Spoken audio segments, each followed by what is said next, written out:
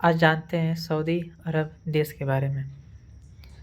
मध्य पूर्व में स्थित एक सुन्नी मुस्लिम देश है।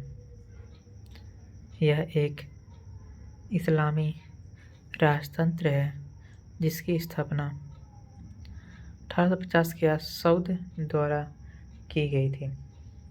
आज हम इसी सऊदी अरब देश के बारे में जानेंगे। यहाँ की धरती रेतीली है तथा जलवायु उष्णकटिबंधीय मरुस्थल। यह विश्व के अग्रणी तेल निर्यातक देशों में गिना जाता है। सऊदी अरब के पश्चिम ओर लाल सागर है और उसके पार मिस्र, दक्षिण की ओर ओमान और यमन है और उनके दक्षिण में हिंद महासागर, उत्तर में इराक और जॉर्डन की सीमा लगती है, जबकि पूर्व में फारस की खाड़ी और कुवैत तथा संयुक्त अरब अमीरात। फिलिस्तीन का क्षेत्र इसके उत्तर की दिशा में है और अरबों ने इसके इतिहास को बहुत प्रभावित किया है।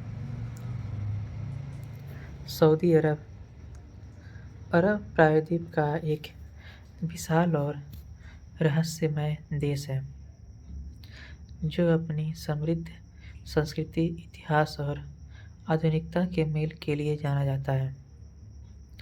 यह देश न केवल इस्लाम का जन्म स्थान है बल्कि दुनिया के सबसे बड़े तेल उत्पादक देशों में से एक भी है।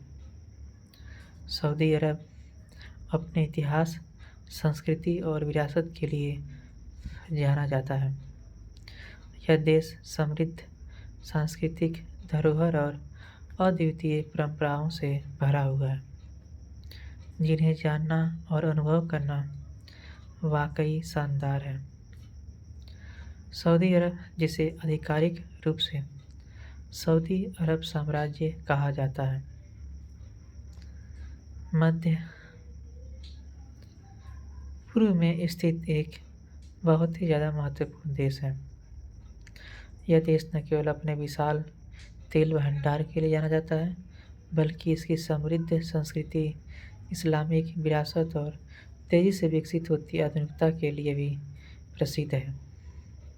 सऊदी अरब एक ऐसा देश है जिसका नाम सुनते ही हमारे दिमाग में विशाल रेगिस्तान, ऊंचे रेत के टीले और प्राचीन संस्कृति की तस्वीर उभर आती है। यह देश सदियों से इस्लाम का केंद्र रहा है। मक्का और मदीना जैसे पवित्र शहर यहीं स्थित हैं। लेकिन सऊदी अरब की कहानी यहीं तक सीमित नहीं है। यहाँ इस्लाम के प्रवर्तक मोहम्मद साहब का जन्म हुआ था और यहाँ के इस्लाम के दो सबसे बड़े पवित्र स्थल मक्का और मदीना अवस्थित है। इस्लाम में हज का स्थान मक्का बताया गया है और दुनिया के सारे मुसलमान की ओर ही नमाज करते हैं। यहाँ के मुसलमान मुख्यतः सुन्नी हैं और मुसलमान इस्लाम की राजनीतिक राजधानी के इस देश से बाहर रहने के बावजूद इस देश के लोगों ने इस्लाम पर अपनी अमिट छाप छोड़ी है।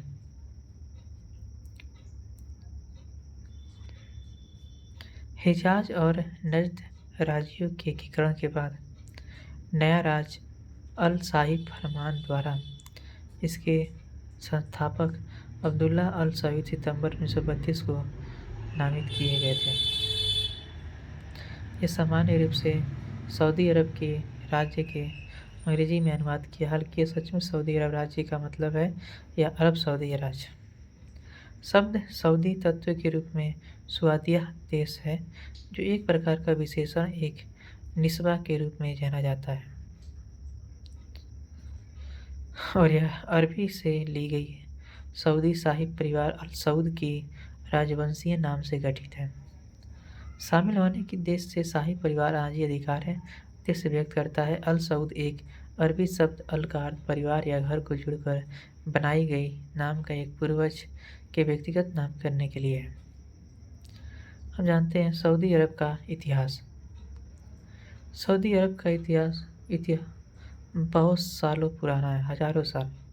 यह देश इस्लामी इतिहास का केंद्र है, जहाँ पैगंबर मोहम्मद जी का जन्म हुआ और इस्लाम की पहली मस्जिद मस्जिद अल हरम मक्का में स्थित है। हर साल लाखों मुसलमान हज यात्रा के लिए मक्का और मदीना आते हैं। सऊदी अरब, जिसे आधिकारिक रूप से सऊदी अरब साम्राज्य कहा जाता है, मध्य पूर्व में स्थित एक महत्वपूर्ण देश है। यह दार्शनिक डेवलपमेंट माना जाता है। प्राचीन काल में दिलमन सभ्यता सुमेर तथा मिस्र की प्राचीन सभ्यता के समकालीन थे। सन 3500 या 1500 ईसा पूर्व के मध्य के कुछ अरबों का बेबीलोन असीरिया के इलाकों में आगमन अरबों के इतिहास की पहली महत्वपूर्ण घटना मानी जाती है। 7वीं सदी तक अरबों का इतिहास कबीलों के झगड़ों और झिटपुट रूप से विदेशी प्रभुत्व की कहानी लगती है। 623 ईस्वी के आसपास एक अरबी दफ्तर ने लोगों में एक दिव्य ज्ञान का प्रचार किया। कहना था कि आपको उसका ज्ञान अल्लाह के फरिश्ते जिब्राइल ने दिया और प्रत्येक इंसान को उन्हीं तरीकों को अपनाना चाहिए। आपका नाम मोहम्मद था और उनकी बीवी का नाम खदीजा था।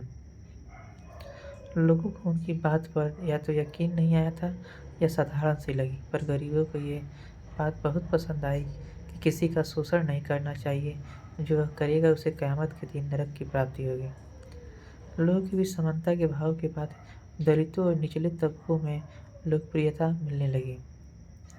फिर धीरे धीरे और लोग भी उनके अनुयायी बनने लगे। उनकी बढ़ती ख्याति देखकर मक्का के कबीलों की अपनी लोकप्रियता को सत्ता खो देने का भय हुआ और उन्होंने मोहम्मद को सन 622 में हिजरी में मक्का छोड़ने को विवश कर दिया और मदीना चले आए, जहाँ लोगों को, खासकर सम्राट कुल के लोगों और यहूदियों ने से उन्हें समर्थन मिला। इसके बाद उनके अनुचरों की संख्या और शक्ति बढ़ती गई। मक्का पर चढ़ाई कर दी और वहाँ के प्रधान ने हार मान ली। उनके संदेश से लोग प्रभावित होने लगे और उनकी प्रभुता में विश्वास करने लगे। तो मोहम्मद ने अपने नेतृत्व में कई ऐसे सैनिक अभियान भी चलाए जिनमें उनका विरोध करने वाले को हरा दिया गया।